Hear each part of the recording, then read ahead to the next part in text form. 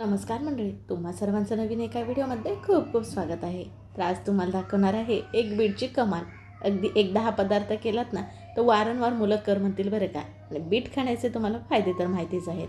चला आता हा नेमका मुलांच्या आवडीचा पदार्थ कोणता आहे वेळ न करता आज व्हिडिओला सुरुवात करूया. सुरुवातीला बघा एक घ्यायचं आहे आपल्याला इथं बीट. आता बीटाच्या पुढचं पाठीमागच्या बाजूचं काढून टाकायचं आहे आणि बीटाच्या वरची आपण साल काढून घेऊयात. एक बीट आपल्याला पुरा होतो बरं का. आता हा जरा छोटासुद्धा नाही आणि मोठासुद्धा नाही, मध्यम आकाराचाच बीट आहे. आता ह्याच्यावरची जी साल आहे ना ती आपण काढून घेणार आहोत. साल मात्र ना वाया जाऊ द्यायची नाही बरं का. हिचे खूप असे फायदे आहेत बरं का. स्किन केअरसाठी जर तुम्हाला वापरायची असेल तर ही साल तुम्ही वापरू शकता. म्हणजे वेगवेगळ्या प्रकारे बीटच्या सालीचा उपयोग केला जातो, त्याच्यामुळे बिलकुलसुद्धा टाकायची नाही. आता हे बीट आहे का नाही त्याच्या काय करायचे आपल्याला बारीक बारीक फोडी करून घ्यायच्या आहेत, कारण आपण मिक्सरला वाटून घेणार आहोत म्हणून. अगदी तुम्ही खिसून घेऊ शकता, पण मिक्सरला बारीक होतात त्याच्यामुळे काय खिसून घेण्याची गरज नाही बरं का. अगदी छान बारीकच फोडी केल्यात म्हणजे छान एकसारखं बीट हे मिक्सरला बारीक होईल. तुम्हाला बघा आपण नेमकी कुठली रेसिपी करत आहोत हे नव्हतं सांगितलं. तर आज आपण ना बीटचा केक करत आहोत. मुलांना केक म्हटलं तर फार आवडतो का नाही. मग पौष्टिक असा गव्हाच्या पिठापासून आपण बीट वापरून ना आज केक करणार आहोत बरं का. चला आता हा नेमका कसा करायचा पुढे दाखवतेस, पण व्हिडिओ कुठे स्किप न करता शेवटपर्यंत बघा बरं का. आता बघा इथं मिक्सर जार घेतलं आहे आणि हे केलेल्या बीटच्या फोडी ह्या मिक्सर जारमध्ये काढून घ्यायच्या. त्याचबरोबर गोडासाठी इथं वापरणार आहे साखर. तर अर्धा कप इतकी साखर घेतले आणि पाव कप इतका बारीक रवा घेतला आहे. साखरेच्या ऐवजी तुम्ही खडी साखर वापरू शकता किंवा गूळसुद्धा वापरू शकता. मिक्सरला एकदा फिरवून घेतलं आहे बघा. छान जे बीट होतं ना ह्याच्या बारीक फोडी झालेल्या आहेत, पण हे एकदम बारीक पेस्ट करायचे आपल्याला. त्याच्यामुळे आता काय करायचं आपल्याला हे थोडंसं असं आपण हे मिसळून घेऊयात आणि आपल्याला छान बारीक पेस्ट होण्यासाठी ह्याच्यामध्ये वापरायचं आहे दूध. तर इथं साधारण एक पावट इतकं दूध घेतलं आहे बघा. ते संपूर्ण घातलं आणि मिक्सरला ना एकदम छान स्मूथ असं वाटून घ्यायचं. रवा मोठा चालेल बारीक चालेल, कारण आपण मिक्सरला तर फिरवूनच घेणार आहे. छान ह्याची पेस्ट झाली बघा. आता एका भांड्यामध्ये काढून घेऊयात. बघा बीटचे जरासुद्धा मोठे तुकडे राहिलेले नाहीत. आता ह्याच्यामध्ये घालायचं आहे तेल. तेलाच्या ऐवजी तूप वापरू शकता, बटर वापरू शकता. ते ना पाव कपच्या निम्मे इतकं तेल वापरलं आहे आणि एक लिंबाचा रस वापरत आहे. आता ह्याच्या अगोदर मी नेहमी तूप वापरूनच केक करते, पण आज तेल वापरून केक करत आहे. हे केक आपला एकदम स्वस्तातला स्वस्त असा होतो. आता एक लिंबाचा रस पिळा. लिंबाच्या रसाच्या ऐवजी आंबट असेल तर पाववाटी इतकं दही घ्या किंवा जर आंबट नसेल तर अर्धी वाटी इथे दही वापरू शकता. दह्यामुळे छान जाळीदार असा केक होतो बरं का, चविष्ट.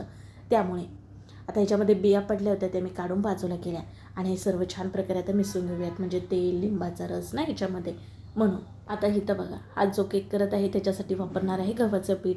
नेहमी आपण चपातीसाठी घेतो बघा, तेच इथं 1 कप इतकं गव्हाचं पीठ घेतलं आहे. गव्हाच्या पिठाच्या ऐवजी मैद्याचा वापर करू शकता, पण आपण हा केक मुलांसाठी करत आहोत, मग मैदा खाणं तितकंसं योग्य नाही, म्हणून गव्हाच्या पिठाचा वापर केलेला आहे.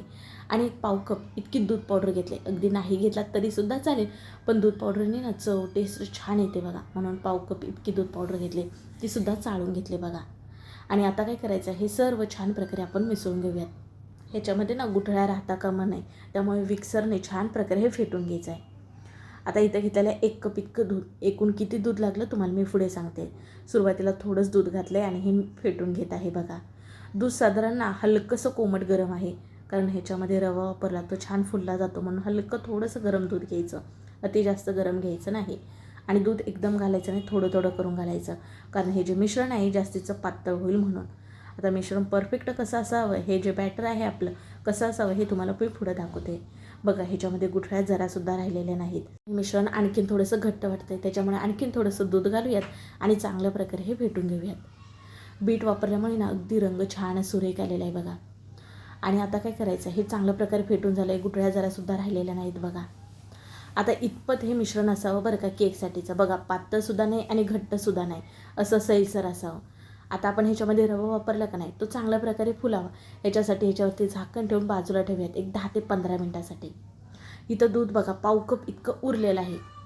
आता बघा ज्याच्यामध्ये केक बेक करणार आहे त्यासाठी इथं मी घेतले कढई आणि त्याच्यामध्ये स्टँड ठेवलं आहे, वर घट्ट झाकण ठेवलेलं आहे आणि हे कढई गॅसवरती नेऊन ठेवत आहे. गॅस बारीक ठेवायचा. कढई आपली गरम होईल ना तोपर्यंत आपण बाकीची तयारी करूयात. ते म्हणजे केक ज्याच्यामध्ये बेक करायचा आहे त्याच्यामध्ये ना थोडंसं तेल घालून आपण सगळीकडे लावून घेणार आहोत. अगदी तूप घालून लावून घेतलात तरीसुद्धा चालेल. आणि सुकं गव्हाचं पीठ इथं घातलेलं आहे, सगळीकडे भुरभुरून घेतलं आहे. आणि बघा हा जो केक टीन आहे ना तो असा सगळीकडे आपल्याला फिरून घ्यायचा आहे, म्हणजे गव्हाचं पीठ ना सगळीकडे लागायला हवं म्हणून. म्हणजे जो केक आपण ज्यावेळेस ह्याच्यातून बाहेर काढणार त्यावेळेस बिलकुल ह्याला चिटकायला नको ना, म्हणून ही स्टेप करायची आहे. शिवाय तुम्ही बटर पेपर घातलात मग ही स्टेप करण्याची गरज नाही. ही अगोदरच तयारी करून ठेवायची आहे बरं का. आता हे आपली तयारी अगोदर झाली, बाजूला ठेवूयात. आता हे केकमध्ये घालण्यासाठी मी इथं थोडे ड्रायफ्रूट घेतलेत. ते म्हणजे बदाम, पिस्ता, काजू आणि त्याच्याचबरोबर अक्रोड. तुम्हाला आणखीन कुठले दुसरे ड्रायफ्रूट वापरायचे असतील वापरू शकता, जसे की पिवळा मनुका, काळा मनुका, शिवाय कुठलेही सीड्स वापरायचे असतील तर वापरू शकता. हलके भाजूनसुद्धा ड्रायफ्रूट घेतलात तुपामध्ये तरीसुद्धा चालेल, किंवा असे कोरडे जरी वापरलात तरीसुद्धा चालेल. सर्व ड्रायफ्रूट हे छान प्रकारे बारीक बारीक असे चिरून घेतले. ड्रायफ्रूटच्या ऐवजी तुम्ही टुटी फुटी वापरू शकता केकमध्ये. शिवाय चोको चिप्स बघा मुलांना फार आवडतात, ते सुद्धा वापरू शकता. आता इथं मी साधाच केक करत आहे. तुमच्या मुलांना चॉकलेट केक जास्त आवडत असेल, मग आपण जे मिश्रण केलं त्याच्यामध्ये तुम्ही 2 चमचे कोको पावडर घालून मिसळून घेतलात तरीसुद्धा चालेल. आता बघा सर्व तयारी करूसपर्यंत छान प्रकारे इथं आपलं हे मिश्रण तयार झालेलं आहे. बघा घट्ट झालं का नाही, म्हणजेच की रवा आपला चांगल्या प्रकारे इथं फुललेला आहे. आता याच्यामध्ये घालत आहे अर्धा चमच इतकी बेकिंग पावडर, पाव चमच इतका बेकिंग सोडा, त्याचबरोबर थोडंसं चिमूटभर इतकं मीठ घातलं कारण चव आणखीन छान वाढते म्हणून, आणि बारीक केलेले थोडेसे ड्रायफ्रूट, त्याचबरोबर थोडंसं वरती दूध घालायचं म्हणजे हे छान प्रकारे मिक्स होतं का नाही म्हणून. बेकिंग पावडर, सोडा ह्याच्याऐवजी एक इनोचं पॅकेटसुद्धा तुम्ही वापरू शकता. आता फटाफट आपल्याला हे मिसळून घ्यायचं आहे आणि जरासुद्धा वेळ वाया न घालवता लगेच केक बेक करायला घ्यायचा आहे. बरेच जण असं मिश्रण करून घेतात, बेकिंग सोडा, बेकिंग पावडर घालून बाजूला ठेवतात आणि मग केक टीनमध्ये बटर पेपर किंवा तेल किंवा तूप लावत बसतात. त्याच्यामुळे ना आपला केक फुलत नाही, कारण जोपर्यंत इनो किंवा सोडा ॲक्टिव्ह आहे तोपर्यंतच आपल्याला केक हा बेक करायला ठेवायचा आहे. म्हणजे ते त्याचं काम चोखपणे बजावतो, आपला केक छान प्रकारे फुलणारा होतो. सर्वात महत्त्वाची टिप्स बघा, लगेच फेटून घेतलं की आपला केक टीन तर तयारच आहे. तयार मिश्रण लगेच ह्याच्यामध्ये घालून घ्यायचं आणि टॅप करून घेऊयात. आणि बघा थोडेच मी ड्रायफ्रूट घातले होते मिश्रणामध्ये आणि थोडे ड्रायफ्रूट ठेवले होते. आता तेही तर वरून घालून घेत आहे, म्हणजे कसा केक आणखीन दिसायला सुंदर छान दिसेल. वरून थोडंसं हे ब्रशने ना ड्रायफ्रूट खाली दाबून घेते बघा, म्हणजे कसं ड्रायफ्रूट केक कापताना आपले ना निघणार नाहीत म्हणून हलकंच आपल्याला दाबून घ्यायचं आहे. आता चला गॅसवरती कढई तर आपण अगोदरच गरम व्हायला ठेवली होती बघा. खूप गरम असल्यामुळे पकडीनेच आपल्याला वरचं झाकण काढायचं आहे. मध्यभागी केक टीन नेऊन ठेवायचं आहे. ह्याच्यावरती झाकण ठेवूयात आणि बारीक गॅसवरती ना 30 मिनिटानंतर पाहणार आहोत. इथं अगोदर मी 25 मिनिटानंतर पाहिलेला होता. मध्यभागी केक हा ओलसर होता म्हणून झाकण ठेवून आणखीन 5 मिनिटानंतर पाहत आहे, म्हणजे एकूण 30 मिनिटानंतर. मध्यभागी सुरी घालून बघितली तर बघा सुरी एकदम छान स्वच्छ आलेली आहे, जरासुद्धा मिश्रण चिटकत नाही, म्हणजे केक आपला बेक झाला आहे समजायचं. आता गॅस बंद करूयात. सर्वात मोठा गैरसमज म्हणजे कढईमध्ये बघा मीठ पाणी काहीच घालायचं नाही, रिकामीच कढई आहे. आता बरेच जण म्हणतात रिकामी कढई जळत नाही का, तर बिलकुलसुद्धा जळत नाही. केक टीन खाली काढून घेतला आहे. केक आपला खूप गरम आहे, त्याच्यामुळे ह्याच्यावरती ना कॉटनचा कपडा टाकून ना केक एक 10 मिनटं तसंच ठेवायचा थंड होण्यासाठी.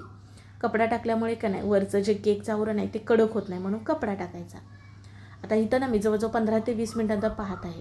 केक चांगल्या प्रकारे थंड झाला आहे. मग ह्याच्या कडा सोडून घेऊन केक असा पलटी करून घ्यायचा आणि वाव बघू शकता. आता रिझल्टच तुम्हाला समजत असेल, मी आणखीन काही वेगळी सांगायची गरज नाही. जाळीदार बघा आणि रंग बघा किती छान सुरेख आलेला आहे. बीट खाण्याचे फायदे भरपूर आहेत बरं का.